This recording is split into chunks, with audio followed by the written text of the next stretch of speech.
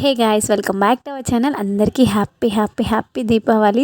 మీరు దీపావళి ఎలా చేసుకున్నారో నాకైతే కామెంట్ అయితే చేసేయండి. దీపావళి అంటేనే లైట్స్ కదా, సో ఈ ఇయర్ నుంచి ఫుల్ ఆఫ్ లైట్స్తో అలాగే కలర్ఫుల్గా ఉండాలని అయితే నేను మనస్ఫూర్తిగా కోరుకుంటున్నాను.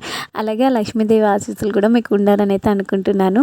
మీరు ఎలా చేసుకున్నారో నాకైతే కామెంట్ చేసేయండి. మా అమ్మ అయితే చిన్నప్పటి నుంచి ఆ ఆముదం కర్రలను అయితే ముందు కాల్చమని చెప్పింది. ఎందుకు కాలుస్తారో నాకైతే తెలీదు. ఎన్నిసార్లు అడిగినా ఏం చెప్పలే. ఏదో ఒక మంచి రీజన్ ఉంటేనే కదా మన పెద్దవాళ్ళు చెప్తూ ఉంటారు. సో మేమైతే ఆముదం కర్రలు కాల్చినాకే బాంబులు అనేవి కాలుస్తాము.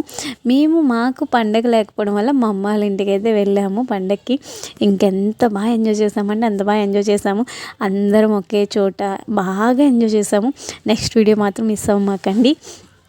ఇంకా ఈ దీపావళి అయితే ఇంకా అమ్మ వాళ్ళ ఇంట్లో చిన్నగా దీపాలు పెట్టేసి కొంచెం క్రాకర్స్ అయితేనే కాల్చాము. అప్పటికి మాకు 8:30 అయిపోతుంది టైము. మేమైతే మా మామయ్య వాళ్ళ ఇంటికి వెళ్ళాము. ఎలా ఉన్నాయో పిక్స్ అయితే కామెంట్ చేయండి.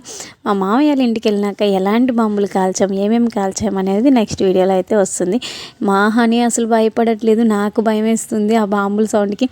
మీలో ఎంతమంది క్రాకర్స్ అంటే భయం లేదో కామెంట్ అయితే చేయండి. నాకైతే ఫుల్ భయం. నేను క్రాకర్ పోతులు తప్పించి ఇంకేమి కాల్చను.